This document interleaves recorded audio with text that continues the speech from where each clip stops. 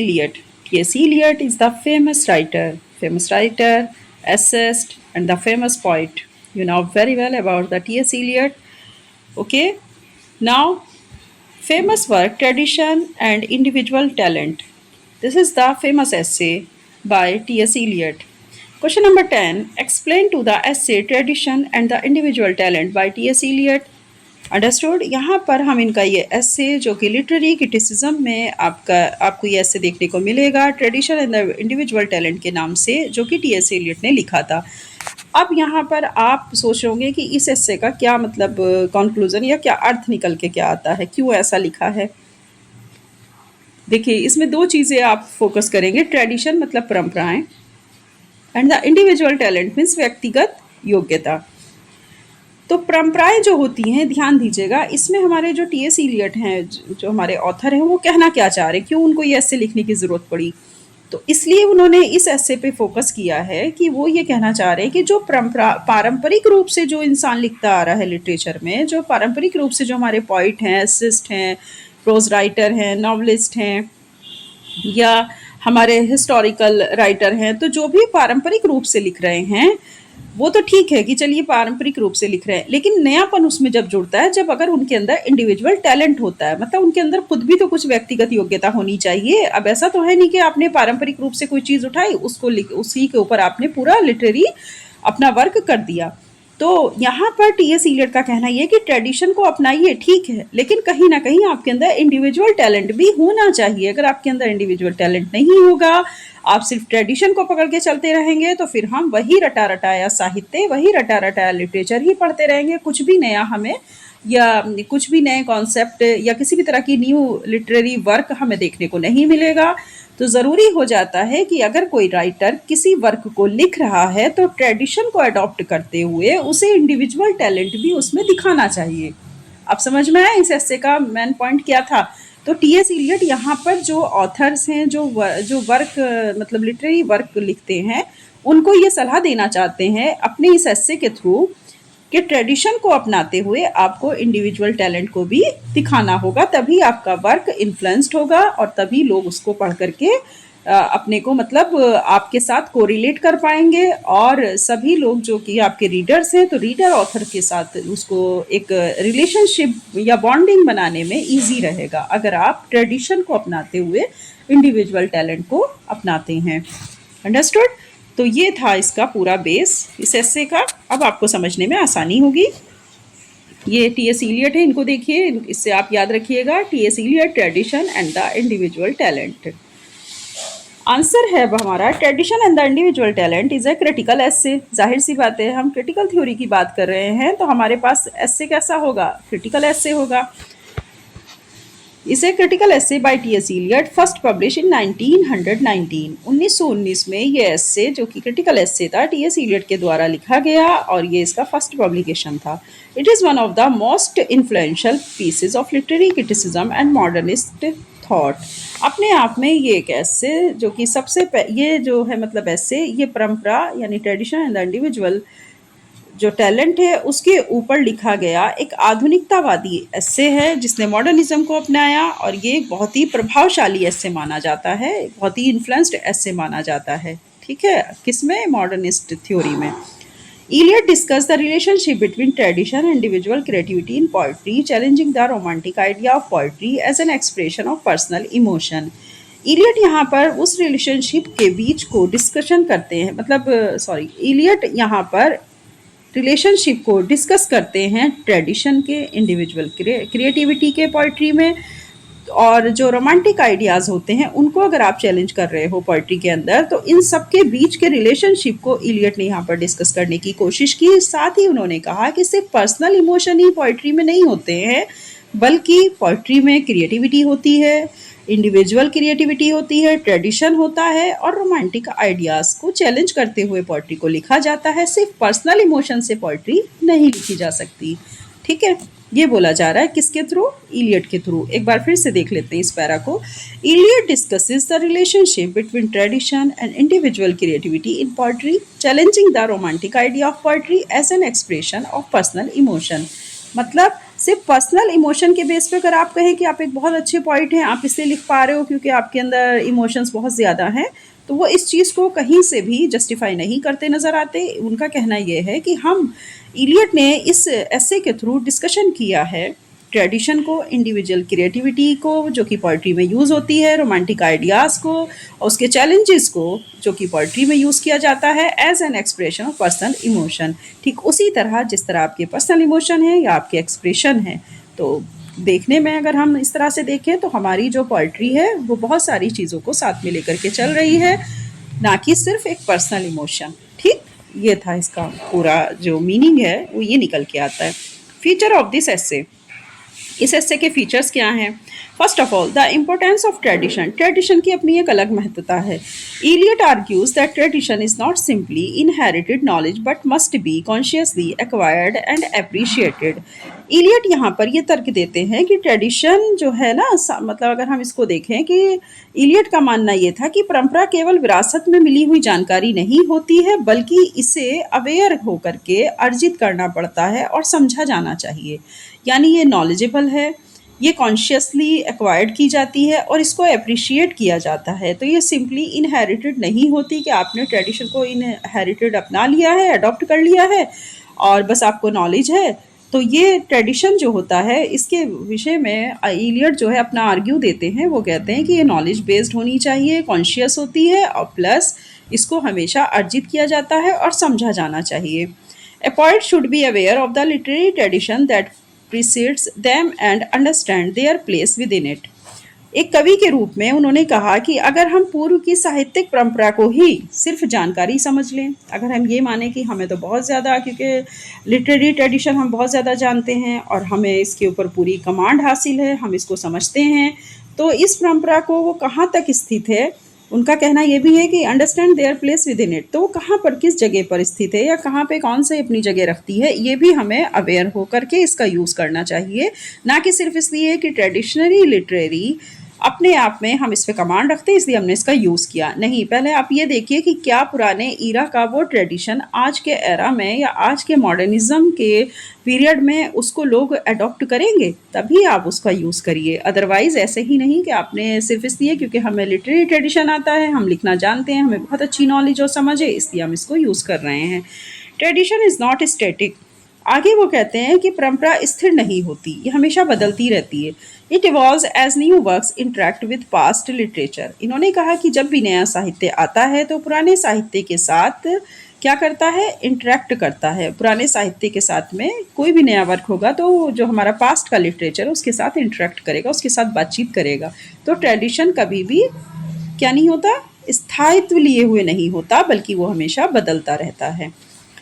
Second point, the poet relationship with tradition. Poet का क्या संबंध होता है ट्रेडिशन के साथ में?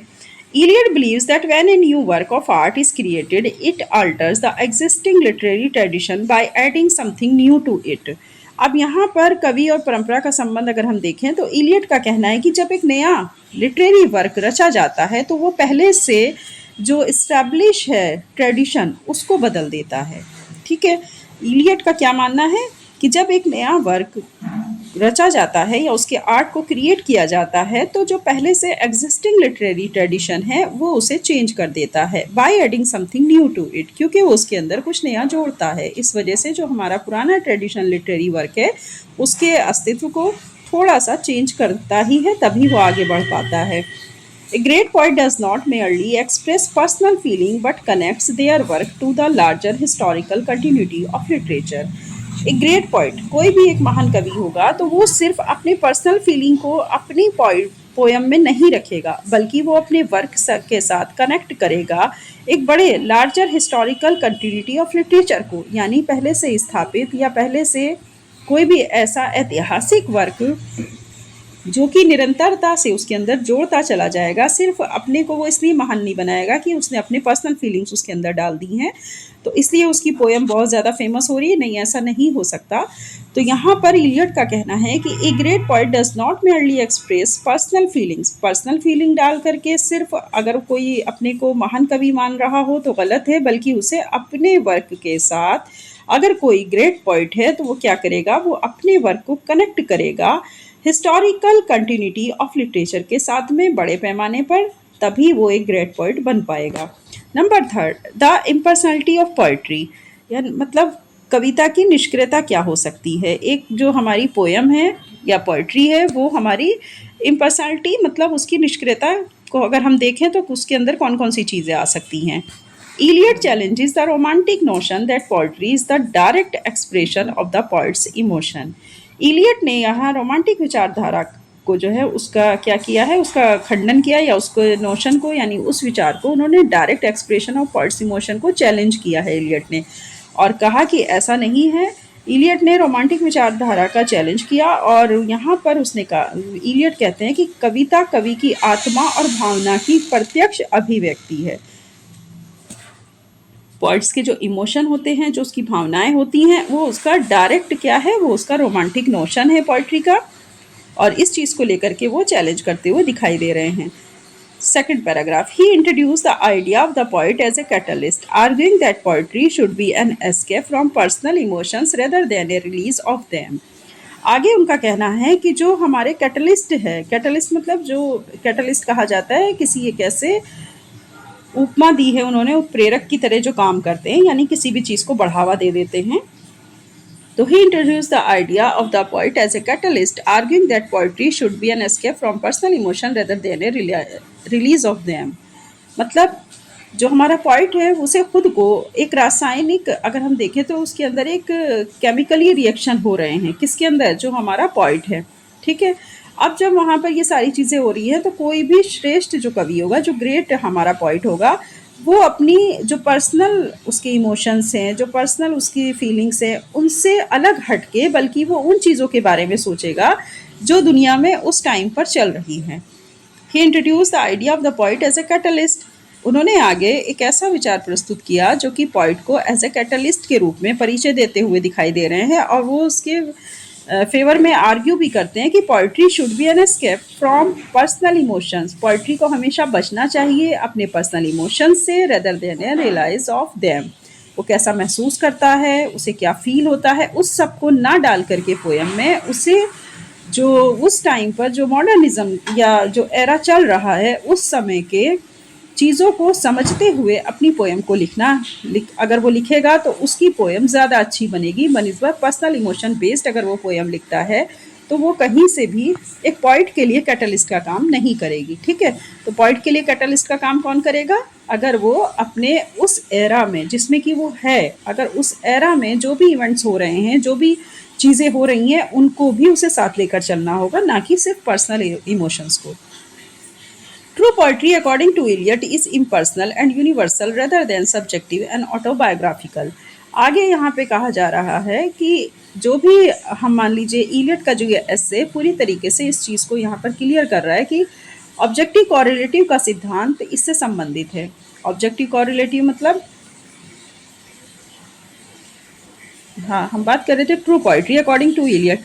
इलियट के अनुसार ट्रू पोइट्री वो है जो कि इम्पर्सनल है, अंतर्व्यक्तिक है, और साथ में यूनिवर्सल है, रेदर देन सब्जेक्टिव ऑटोबायोग्राफिकल। मतलब पोइट्री को कहीं से भी ऑटोबायोग्राफिकल नहीं होना चाहिए, विषय वस्तु परक नहीं होना चाहिए, सब्जेक्टिव नहीं होना चाहिए, बल्कि उसे इम्पर्सनल होना चाहिए, ताकि यूनिवर्सल यानी कि यूनिवर्स में जितने भी लोग हैं, सिर्फ एक ही देश उसकी पोइट्री को ना समझे, बल्कि इंटरनेशनल लेवल पे या यूनिवर्सल लेवल पे लोग उसको समझें। ऐसा ना हो कि एक पोइट ने किसी पोएम को लिखा लेकिन उसकी कंट्री के लोग तो उसे समझ पा रहे हैं, दूसरी कंट्री के लोग उसकी उस पोएम को नहीं समझ पा रहे हैं। तो इसका मतलब तो ये हुआ ना कि उसने अपने पर्सनल इमोशन या पर्सनल ही फीलिंग को उसके अंदर रखा है।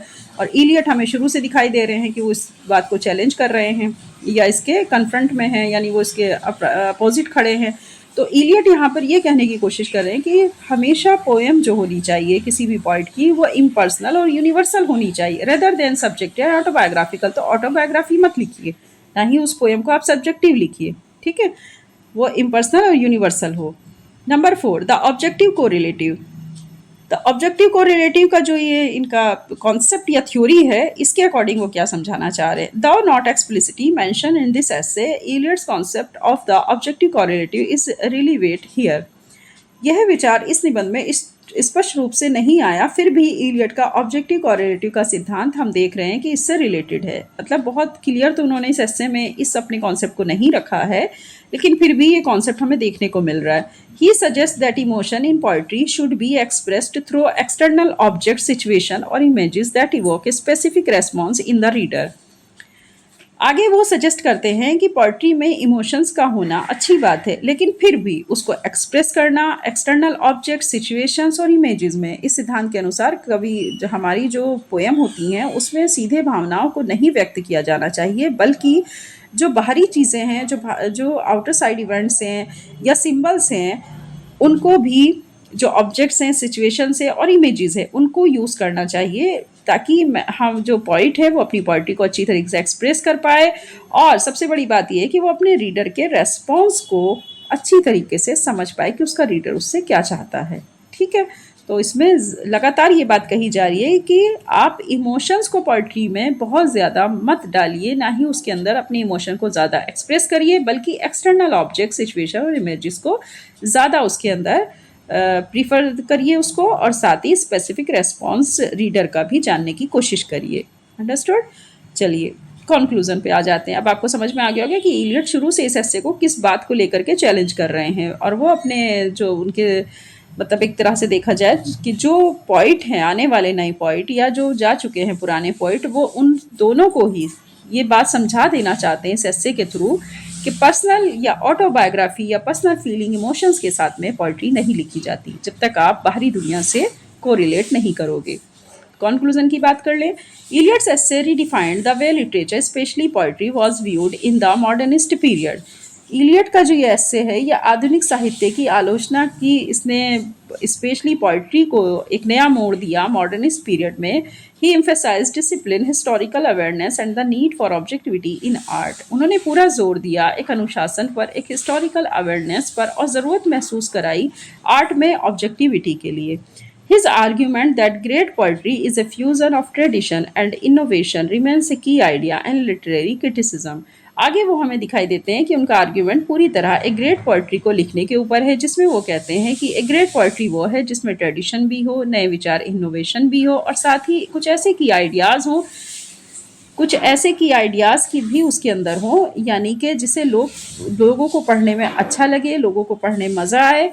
और आज भी इस साहित्यिक आलोचना का केंद्रीय बिंदु अगर हम देखें तो ये उनका एस्से है। इन लिटरेरी क्रिटिसिज्म में इस एस्से को जो जगह हासिल है टी.एस. इलियट के, तो अपने आप में ये एक बहुत ही वैल्यूबल प्लेस रखता है लिटरेरी क्रिटिसिज्म में टी.एस. इलियट का ये एस्से। तो इसको आप अच्छे से इसी तरह पढ़िएगा। बहुत ही इजी एस्से है, कोई इतना वो टफ भी नहीं है कि उन्होंने क्रिटिसाइज़ किसको किया है। उन्होंने क्रिटिसाइज़ किया है ज़्यादातर ऐसे पोइट को जो कि अपने फीलिंग या अपने इमोशंस, पर्सनल इमोशंस को रख करके एक पोएम को क्रिएट कर देते हैं। तो इस चीज़ को वो हमेशा चैलेंज देते हुए नज़र आ रहे हैं इस एस्से के थ्रू। उन्होंने कहा कि देखिए, ट्रेडिशन को आप अपनाइए, लेकिन अपना जो आपका इंडिविजुअल टैलेंट है उसे भी आप पोइट्री के अंदर रखिए, तभी आप एक ग्रेट पोइट बन पाएंगे। तो मेरे सभी स्टूडेंट्स समझ गए होंगे कि टी.एस. इलियट का ये एस्से में टी.एस. इलियट ने क्या कहने की कोशिश की है, उन्होंने किसको क्रिटिसाइज़ किया है। चलिए अब इसी के साथ हम आपसे विदा लेते हैं। नेक्स्ट वीडियो में फिर मिलेंगे एक अच्छे नए टॉपिक के साथ, एक अच्छे नए क्वेश्चन के साथ में। और आप सभी स्टूडेंट्स इस चैनल को ज़्यादा से ज़्यादा लाइक, सब्सक्राइब, शेयर करिए, ताकि सभी स्टूडेंट्स इसके थ्रू अपनी प्रिपरेशन कर सकें। और ज़्यादातर नोट्स बना लीजिए ताकि आपको इजी रहे लर्न करना, और आप रिवाइज करिए ज़्यादा से ज़्यादा अच्छे से अच्छे, और हेडिंग को ज़रूर मेंशन करिएगा जब आप लिखते लॉन्ग क्वेश्चन लिखते हैं। अंडरस्टूड? चलिए अब इसी के साथ ओके, बाय बाय। अब हम आपसे विदा ले रहे हैं। All the best.